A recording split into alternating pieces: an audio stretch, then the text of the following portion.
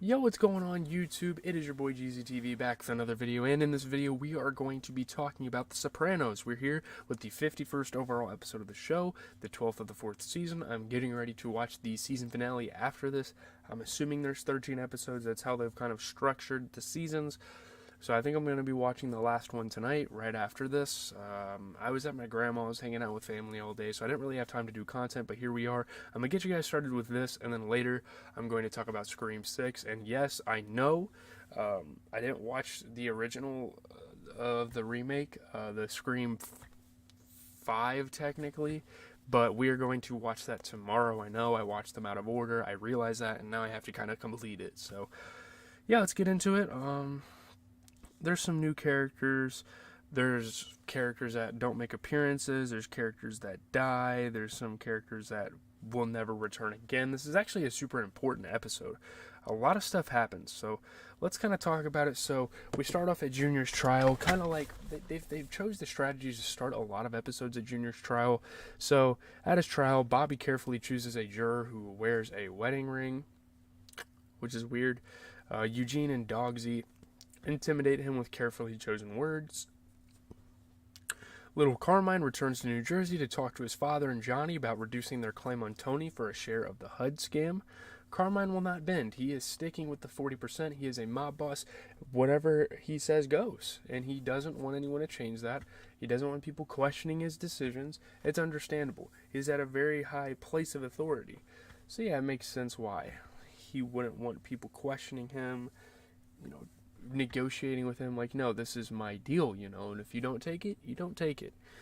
So Johnny later meets Tonio and Silvio and offers a minor compromise. Tony rejects it and orders little Paulie, who takes two others with him, to vandalize Carmine's new restaurant. Like, fuck this guy. We're gonna take matters into our own hands and fuck up his restaurant and send a message.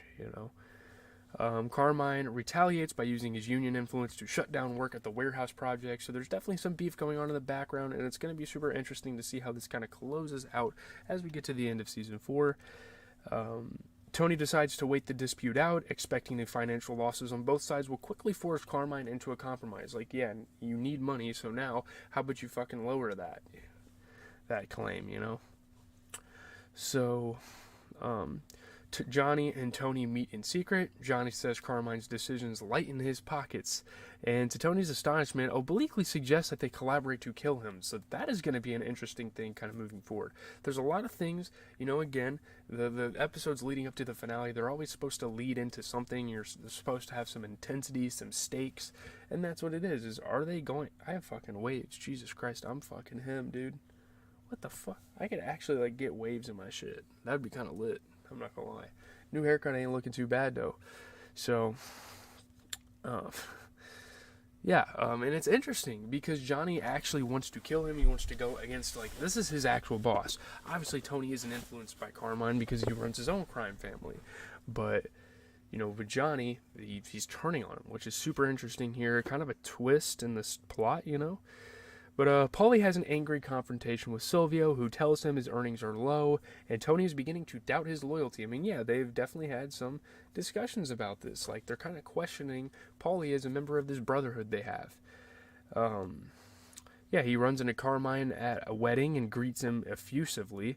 Paulie is shocked as he realizes that Carmine has no idea who he is, and he thought that Johnny went to Carmine and kind of told him about him.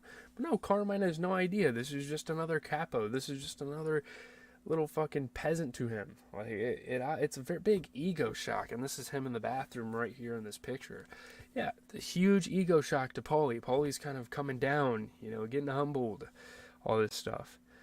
He learns that his mother's friend Min keeps all her savings under her mattress. There's a really crazy thing that Paulie does. Paulie is making some super questionable decisions. I'm not really sure about it.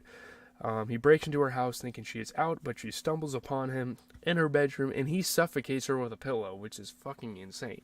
Just killing an elderly woman like that. Yeah, Paulie is a piece of shit. He's kind of turning into the Ralphie. He's turning into what Ralphie kind of was, and then also, what was his name? Altieri, fuck, I can't remember his first name, but that guy. Like, there's been a lot of menaces, there's been a lot of nuisances to this show, and Paulie's starting to turn into one of them with his decisions. So he goes to Tony and gives him a large envelope of cash, which he fucking stole from her, which is extremely fucked up.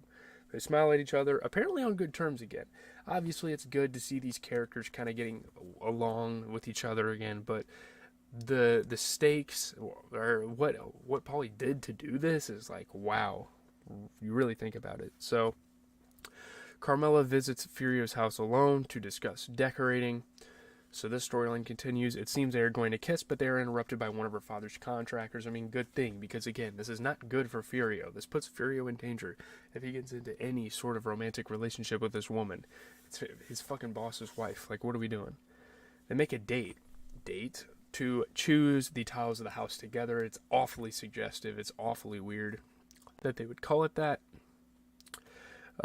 With Tony and other members of the crew, Furio visits an Indian casino in Connecticut, kind of on a business trip, kind of having a fun time. While most of the others carouse, he stands aloof. Later, as the drunken crew appear to board the casino's helicopter for the flight home, Furio grabs Tony, apparently barely able to restrain himself from shoving him to the spinning tail rotor. That was fucking crazy.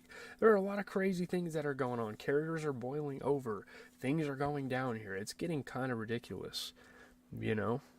It's wild. He tells the baffled Tony he was standing too close to the blaze and he was trying to save him rather than push him in, which Tony might have had some suspicions. He knows Furio's a good guy. He knows Furio's hardworking, willing to do anything. But that was a bit weird, what Furio did there. So the next morning, he does not come to collect Tony. He has abruptly returned to Italy. He has gotten the hell out of there. And I feel like Carmela should kind of know why. Obviously, Tony has no fucking clue why. He kind of has some distaste towards him because he did this.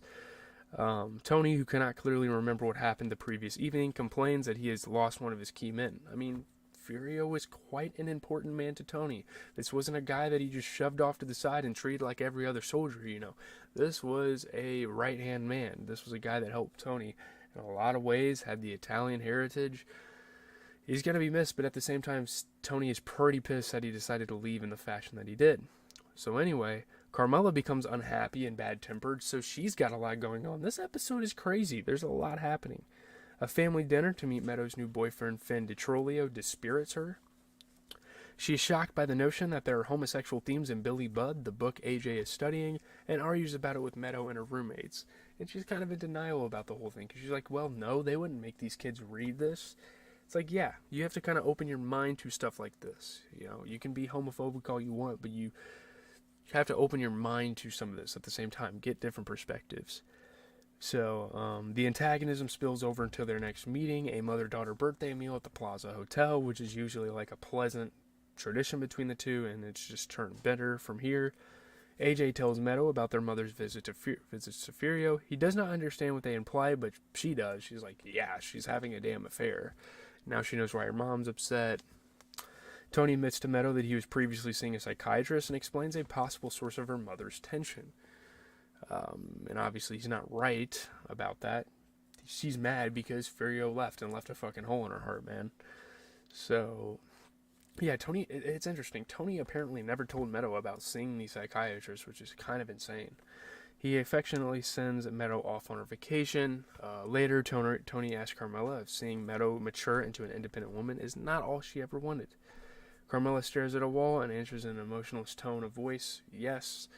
It's going to be really interesting to see how her character kind of develops for later seasons. Obviously, there's a new character. We have Finn DiTrolio, who's Meadow's new boyfriend, who is looking to go to dentist school, so that'll be an interesting character moving forward. You know, Meadow's had a lot of boyfriends on this show, crazy enough. Obviously, Christopher Moltisanti is gone from the episode for the first time. Well, this is actually the second episode that does not feature him. He was sent to a rehab facility 2 episodes prior, so obviously he's not going to be on the show. Obviously, Min Matrone was suffocated by Polly Walnuts after he attempted to steal her money, and she caught him in the act. And apparently, it was spoiled to me that Furio Guinta, which we can kind of assume, is not going to be on the show anymore. He was a DeMio crime family soldier imported from Annalisa Zucca's Camorra family in Italy.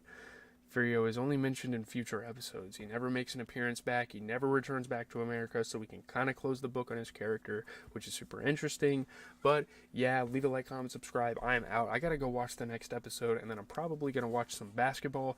Probably gonna enjoy the rest of my night. I don't know how often I will stream this week. I know I'm not really that busy, but still, there's a little bit of content. I want to hang out with my family.